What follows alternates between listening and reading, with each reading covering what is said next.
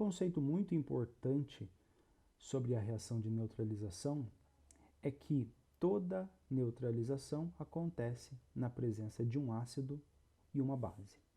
Então, nós temos uma forma geral de representar essas reações de neutralização que diz que todo ácido, quando reage com uma base,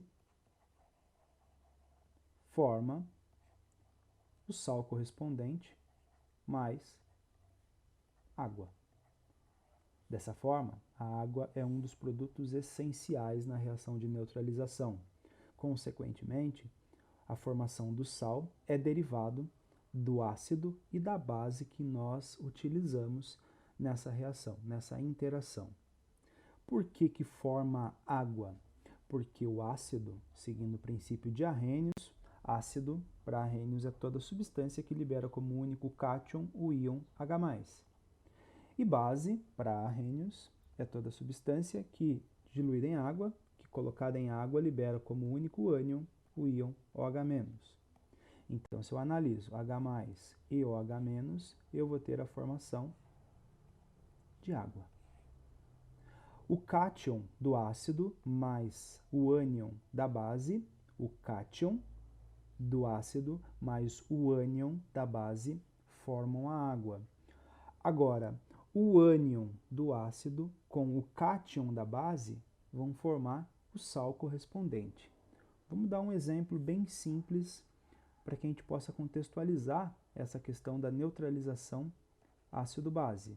Então, eu tenho uma base, que é o NaOH, o nosso hidróxido de sódio, vamos colocar com HCl, ácido clorídrico. Eu tenho aqui a molécula da base, do meu hidróxido de sódio, e eu tenho a minha molécula ácida, do meu ácido clorídrico. Sabemos que a base é toda substância que tem OH-, que libera como único ânion o íon OH-. E o ácido é toda substância que libera como único cátion o íon H+.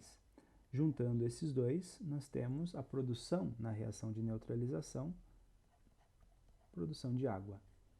Logo, se eu tenho NaOH, o OH, a neutralização dessa substância, desse NaOH, quando coloco em água, em H2O, forma Na mais o OH-. O ácido, o HCl, da mesma forma, seguindo o princípio de Arrhenius, coloquei em água, formou H+, mais o Cl-. Esse H+, nós já juntamos com o OH- para formar a molécula de água. Agora, o cátion, Na+, precisa se juntar com o ânion Cl-.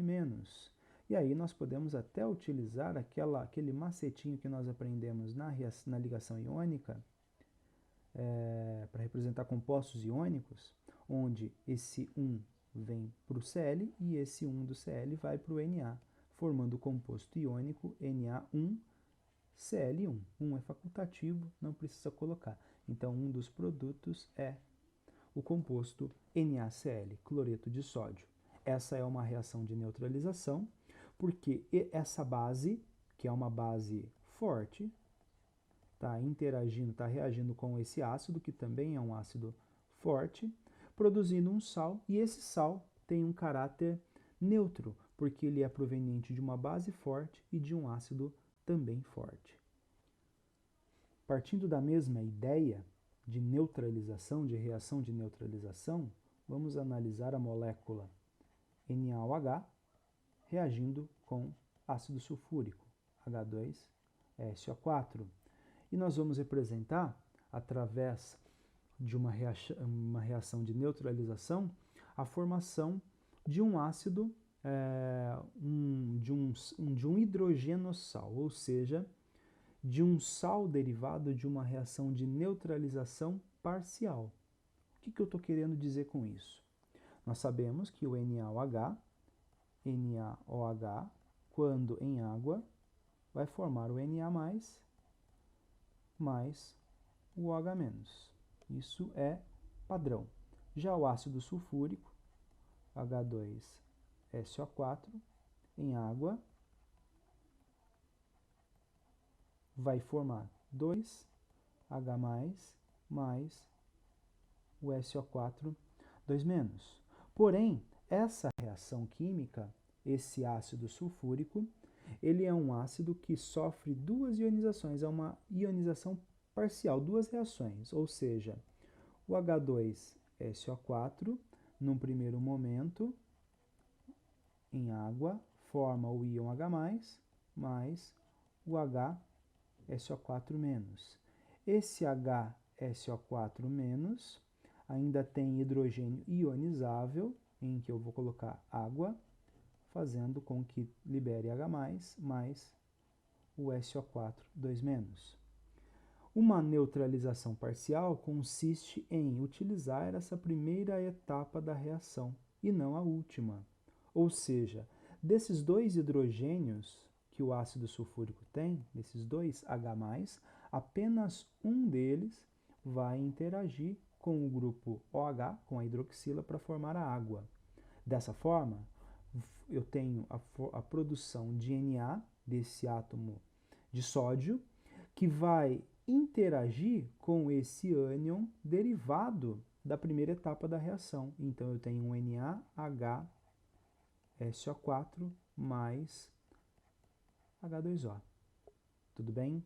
O ideal seria numa equação, numa neutralização total, né? A formação do composto Na2SO4. Porém, nessa neutralização, que é a neutralização parcial, para a formação de um hidrogenossal, eu tenho a formação de um hidrogenossal, onde a neutralização acontece, mas é uma neutralização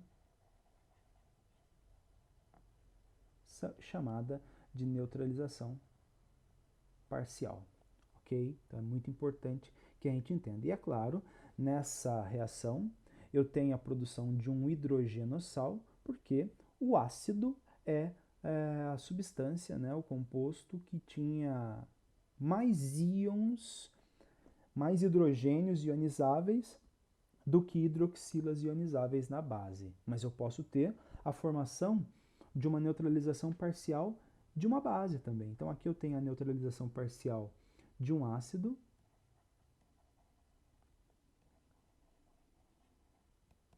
E agora nós passamos a falar sobre a neutralização parcial de uma base. Um exemplo seria a interação do CaOH2 com ácido clorídrico, com HCl. Ok? Então, logo de cara, nós sabemos que esse é o composto básico, essa é a base, e esse é o ácido.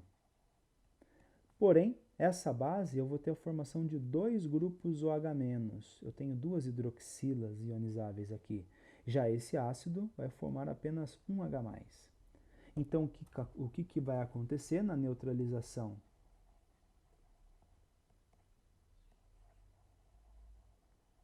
Parcial da base, nós temos apenas a junção de um grupo OH- com um íon H+, formando uma molécula, um molde de moléculas de água. Mas, lembrando que apenas uma hidroxila é que sai da base. Então, eu vou continuar com o composto Ca, o grupo OH, porque ainda tem uma hidroxila aqui, uma vez que só neutralizou uma hidroxila com esse H+.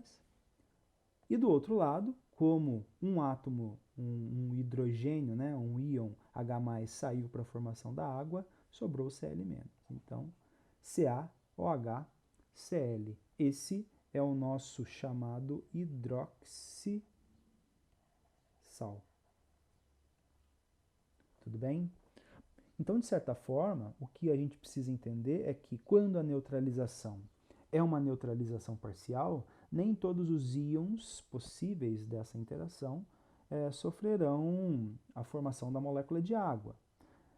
Um outro exemplo, vamos lá, MgOH2 mais o HBr. Olha como que fica fácil essa análise. Como a neutralização, o exercício vai fornecer essa informação, né, de que essa neutralização é uma neutralização parcial, apenas uma hidroxila é que vai sair dessa base aqui. Então, eu vou ter a formação do Mg, um grupo OH permanece para se juntar com o Br ali. Lembrando, pessoal, que essa é uma reação de neutralização onde o cátion da base se junta com o ânion do ácido. Cátion mais ânion. Então, eu tenho uma neutralização parcial da base. Então, esse sal vai continuar sendo um sal de caráter básico, porque contém essa hidroxila, e eu vou ter a formação de água aqui. Agora, se o meu exercício não fornece essa informação, se essa informação é referente, por exemplo, a uma neutralização total, o MgOH2 mais HBr vai formar o composto, o MgBr2 mais H2O. Preciso fazer o balanceamento dessa reação, né? Então, fazendo o balanceamento, nós temos 2 hidrogênios. Aqui eu tenho 2 com mais 1, 3. Então, vamos colocar o número 2 aqui. 2 com 2, 4. 4 hidrogênios aqui, quando eu coloco o número 2. 2 átomos de oxigênio, 2 átomos de oxigênio, 2 átomos de bromo, 2 átomos de bromo, e a nossa reação química está balanceada. Então, toma muito cuidado com a formação dessas reações de neutralização total ou a neutralização parcial. Se é a neutralização parcial da base, significa que uma hidroxila permanece na molécula de sal. Se é uma neutralização parcial do ácido, um íon H+, né, um hidrogênio é que permanece na molécula do sal correspondente.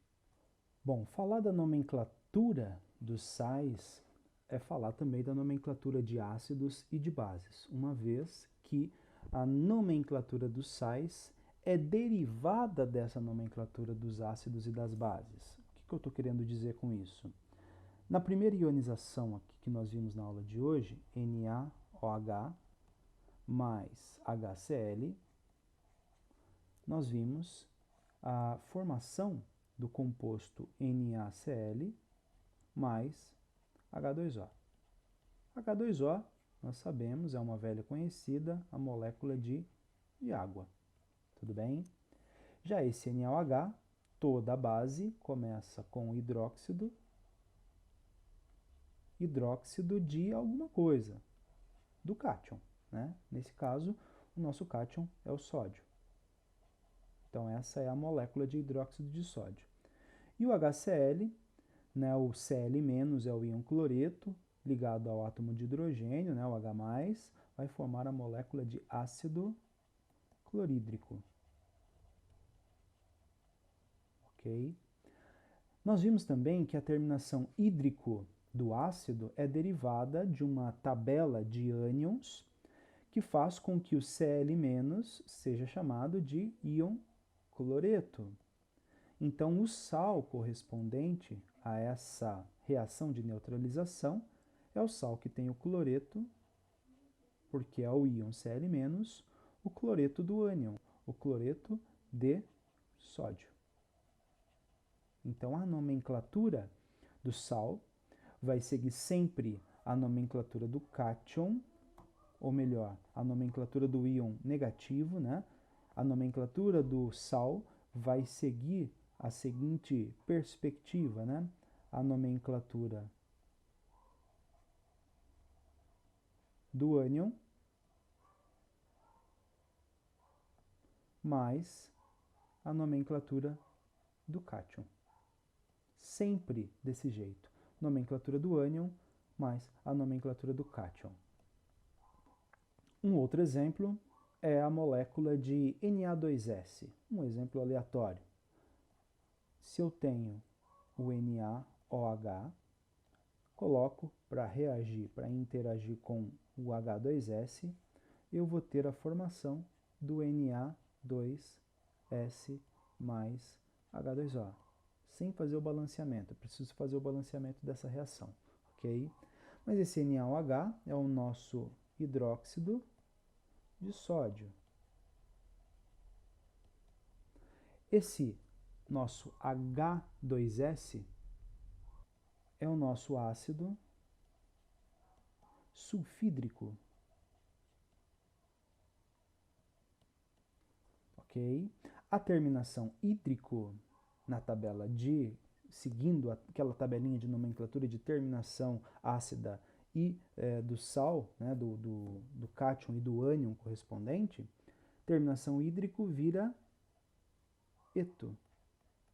Ou seja, o que era sulfídrico vira agora sulfeto.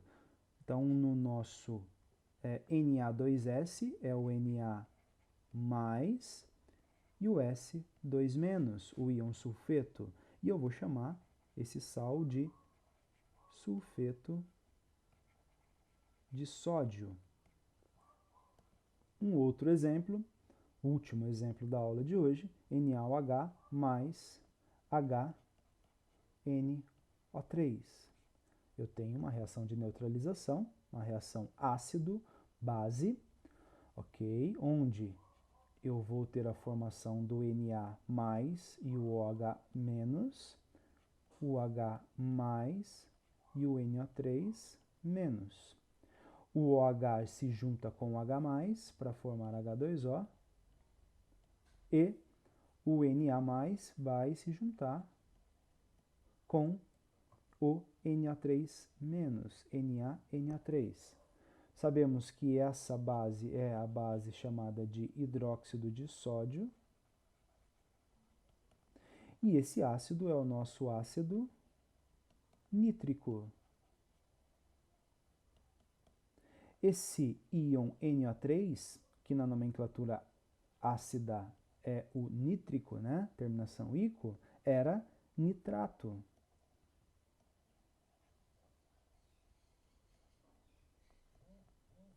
Esse íon nitrato vai produzir um sal correspondente denominado nitrato do cátion, do sódio.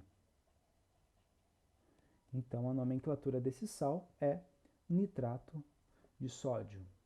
Eu deixo, de repente, uma indicação para quem está com uma certa dúvida, né, referente à nomenclatura dos sais, que encontre na internet uma tabela chamada de tabela de cátions e ânions.